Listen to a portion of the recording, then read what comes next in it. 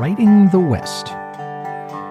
Stories and poems by Rick Steber. Read by Michael Messner and friends. Blue Bucket. W.H. Heron claimed to have a clear recollection of the events that led to his discovery of gold. It began the fall of 1845 when Stephen Meek met our wagon train at Fort Boise and claimed he knew a shortcut to the Willamette Valley. Now, we paid him $5 a wagon to guide us through, but soon regretted our decision because we became lost.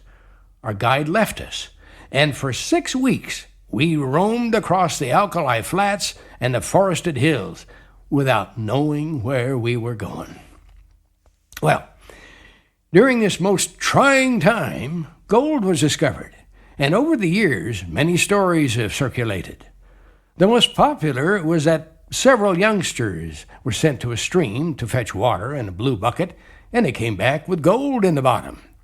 But the true story, and I'm here to state, is that the spot where the gold was found, near as I can remember, was after we left the Malheur River and went up a rocky hollow and out onto and over a high ridge of mountains. From the mountains, we descended to a creek, arriving late in the afternoon. We turned our stock loose to graze, and my cousin, Dan Heron, and I went up the creek to check on the animals. And after about 2 miles, Dan found a peculiar yellow rock in some muddy cattle tracks. Well, he slipped it into his trouser pocket. After that, we found several more of the stones, and we saved those too. We'd read about gold dust. We sure didn't know that it existed in chunks. We never thought much about it being gold. It was not until the survivors reached the Willamette Valley that the yellow rocks were recognized as gold. Many from that group attempted to retrace the wanderings of the wagons and locate the small creek where the gold was found. But to this day, no one has discovered the source of what has become known as the Blue Bucket Mine.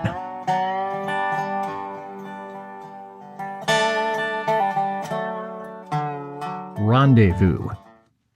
The first rendezvous was held the summer of 1825 when William Ashley met his trappers at Henry's Fork, relieving them of their furs and selling them supplies he had brought from St. Louis. The next year's rendezvous was held in Willow Valley near present-day Hiram, Utah, and this time Ashley's pack animals carried wooden kegs of whiskey. The event attracted mountain men and a large delegation of Native Americans.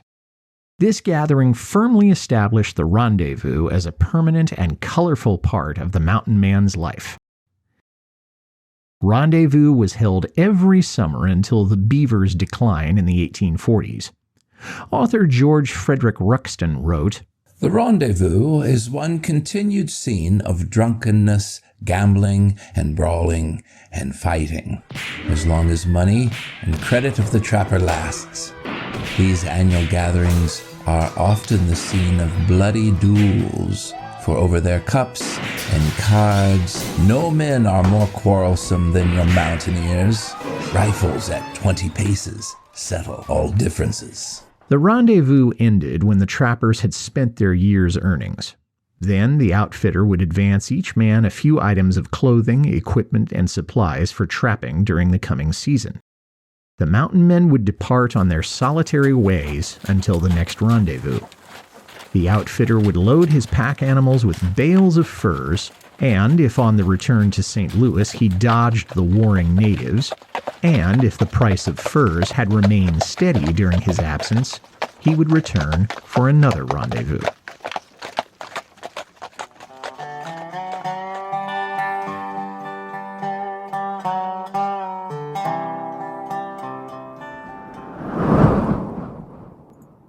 Happiness is.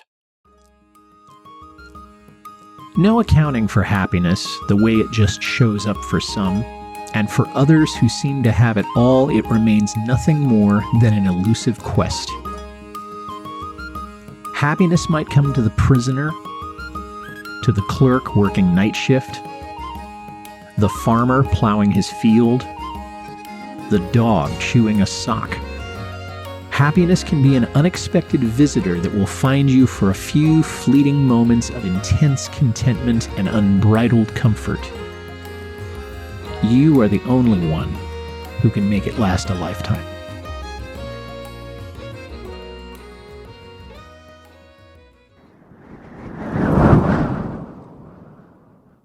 Strange music. The James family was among the first white settlers to the North Pacific coast. They claimed homestead ground and built a log cabin facing the broad, sparkling ocean.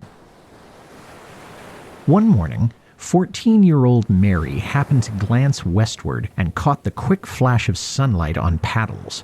As she watched, 2 native canoes came into view, making for the landing on the beach below the cabin. She cried, "Mother, Indians are coming! Mother, Indians are coming!" In short order, 30 braves had crowded into the small cabin, and they were picking up things: a spyglass, salt and pepper shakers, a small porcelain statue. They grunted and showed off each new discovery.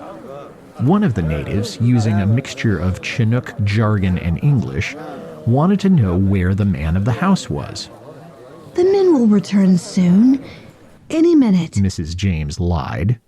Her husband and sons were away cutting hay in a meadow and would not return until late afternoon. An idea came to her. "Mary, play something pretty on the melodeon for our guests. Play now." Although Mary was too nervous to play well, play she did, and the natives were awestruck. They got on their hands and knees to peer around and under the melodeon, and were so charmed by Mary and her magical music, they presented her with a great quantity of hiaqua shells, or native money, and laid them on the table along with woven grass mats, baskets, and fish. They made it evident that they wished to purchase the wonderful melodeon, as well as the girl who made it work.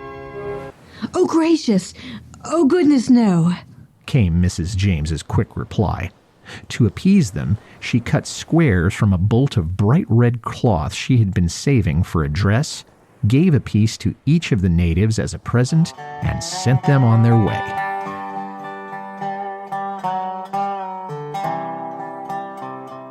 The price was death. The Winters family was coming west and having a tough time of it. Dreaded cholera struck their wagon train. Hiram Winters watched for symptoms in his wife Rebecca and the children, but sickness passed them by until one evening near Scottsbluff, Nebraska. As they made camp, Rebecca complained that she was not feeling well.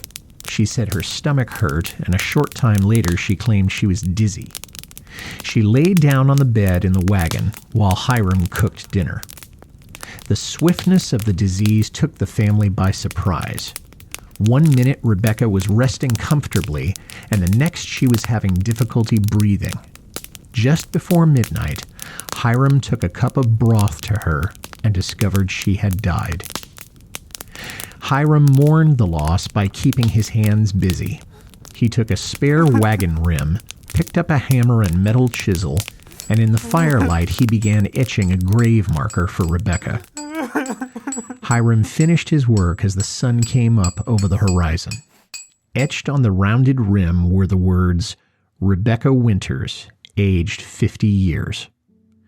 Rebecca was buried, and the rim was used to mark the grave.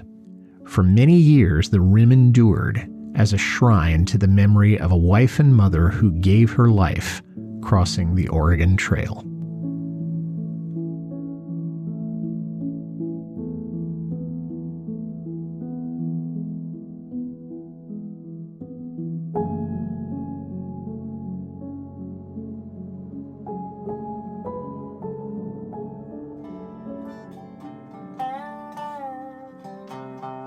You've been listening to Writing the West. The stories and poetry in this podcast are by Rick Stieber and appear in books by him. Log on to www.rickstieberauthor.com to find out more. This program was produced by Michael Messner by permission of the author. Special thanks to Michael Tucker, Rachel Pulliam, and Art Shingler. Thank you for listening.